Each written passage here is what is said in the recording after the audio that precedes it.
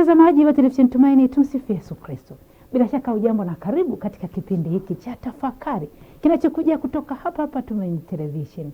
Na kuletea kipindi hiki ni mimi Sister Salvina Makonde. Karibu tutafakari pamoja. Mpendwa msikilizaji na mtazamaji wa Tumaini Media, karibu katika tafakari ya masomo ya misa ya Jumatano, juma la 20 la mwaka A wa Kanisa. Masomo yetu ya misa leo, somo la kwanza linatoka katika kitabu cha Nabii Ezekiel sura ya 34 aya ya kwanza mpaka ya 11. Somo la Injili linatoka mwinjili Mathayo sura ya 20 aya ya kwanza mpaka ya 16.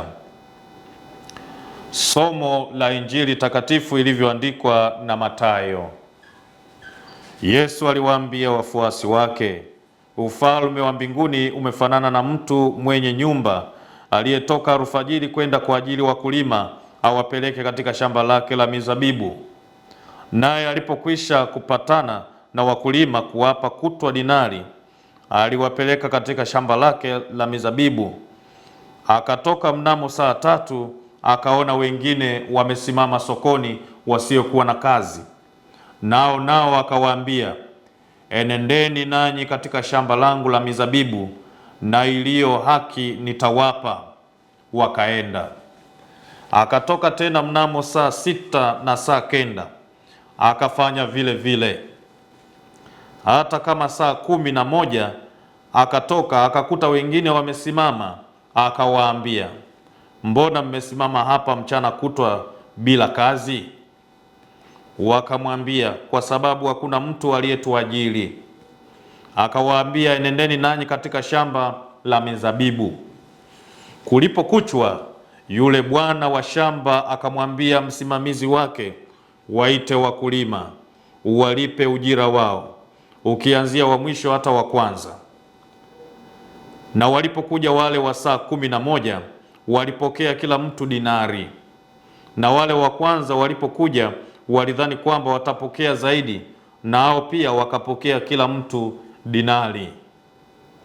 Basi wakiisha kuipokea, wakamnung'unikia mwenye nyumba wakisema, hao wa mwisho wametenda kazi saa 1 tu, nawe umewasawazisha na sisi tuliostahili taabu na hali za mchana kutwa. Naye akamjibu mmoja wao akamwambia, rafiki, sikudhulumu. Hukupatana nami kwa dinari? Chukua iliyo yako uende zako. Napenda kumpa huyu wa mwisho sawa na wewe. Si halali yangu kutumia vilivyo vyangu kama nipendavyo. Au jicho lako limekuwa ovu kwa sababu ya mimi kuwa mwema? Vivyo hivyo wa mwisho watakuwa wa kwanza, na wa kwanza watakuwa wa mwisho. Neno la Bwana. Pendwa msikilizaji na mtazamaji wa Tumaini Media, karibu katika tafakari ya masomo ya misa ya Jumatano, juma la 20 la mwaka wa Kanisa. Ndugu zangu wapendwa, leo Yesu anazungumzia juu ya usawazishaji au utoaji wa haki kwa kile ambacho kila mmoja anakistahili. Bwana wetu Yesu Kristo aligundua katika swali la Mtume Petro uwezekano wa msukumo wa ndani wa huduma. Hivyo ndivyo alivyoongezea onyo kwamba baadhi ya wale waliokuwa wa kwanza machoni pao wenyewe watakuwa wa mwisho katika huduma, na baadhi ya walio wa mwisho watakuwa wa kwanza. Ukweli huu, ndugu zangu wapendwa katika Kristo, uliongezwa katika methali ya wafanyakazi bustanini tuliyoisikia leo. Kila mtu atapokea tunzo yake kulingana na kazi yake. Kulingana na kazi yake.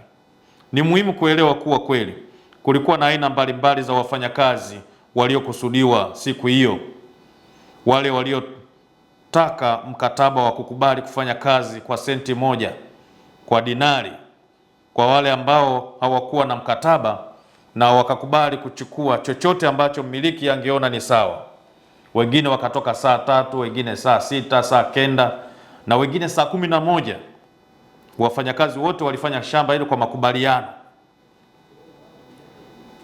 Wafanyakazi wa kwanza walio waajiri walisisitiza kuwa na mkataba. Hii inaeleza kwa nini mmiliki wa nyumba aliwapa wafanyakazi kama alivyofanya, kama walivyowekeana mkataba. Alitaka wale waliokuwa wa kwanza waone ni kiasi gani aliwapa wafanyakazi waliokuwa baadaye. Hii ilikuwa njia mojawapo ambayo mmiliki angeweza kuwaonyesha wafanyakazi hao jinsi alivyokuwa mkarimu kweli. Lakini mmiliki aliwapa kila mmoja senti moja. Bila shaka walilalamika wale waliokuwa wa kwanza, waliofika mapema zaidi, lakini hawakuwa na hoja yoyote kutokana na mkataba waliokuwa wameuweka, kwa sababu walikubali kufanya kazi kwa senti moja. Walipokea kile walichoomba.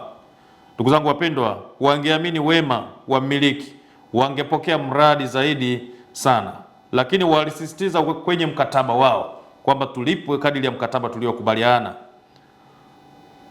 Ndugu zangu, somo kwa wafuasi wa Kristo ni dhahiri. Hatupaswi kumtumikia Mungu kwa sababu tunataka kupokea zawadi tunayoitarajia, na hatupaswi kusisitiza kujua tutapata nini. Mungu ni mkarimu na ni mwenye rehema isiyo na kipimo, na daima atatupa zaidi ya kile ambacho tunachostahili.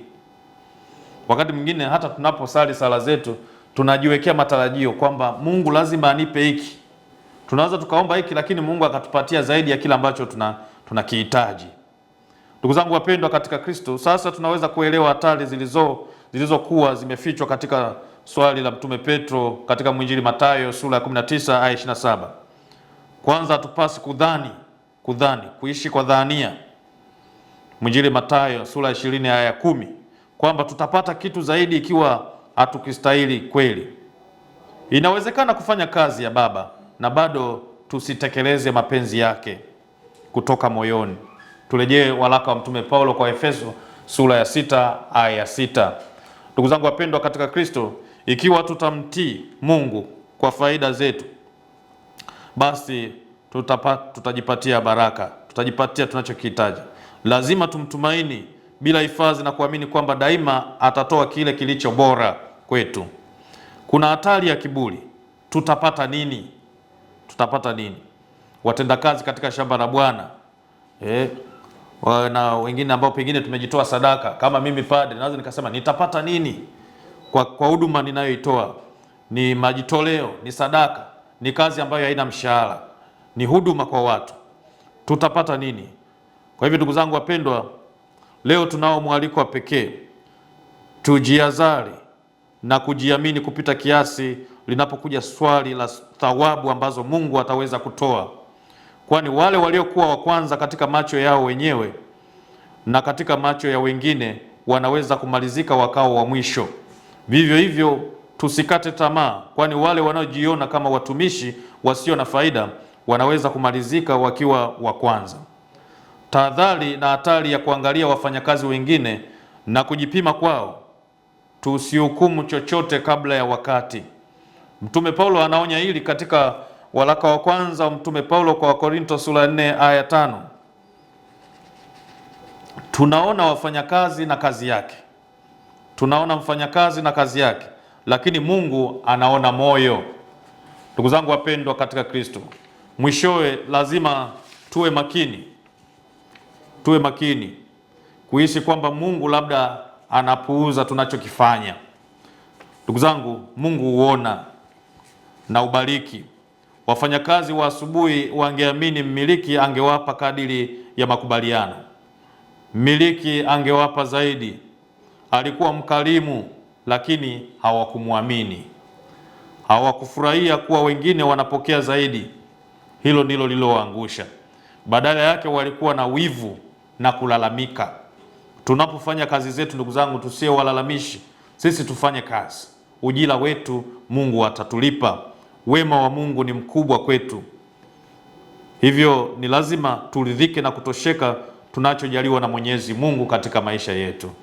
Aliyewaletea tafakari hii ni mimi Padre Wilbert Matembo, padre wa shirika la Mtakatifu Agustino, nafanya utume Jimbo Katoliki la Msoma, parokia ya Bikira Maria wa Fatima, Songe. Tumsifu Yesu Kristo. Mtazamaji wa televisheni Tumaini, kila chenye mwanzo kina mwisho. Mpaka hapa tumefikia mwisho wa kipindi chetu cha tafakari.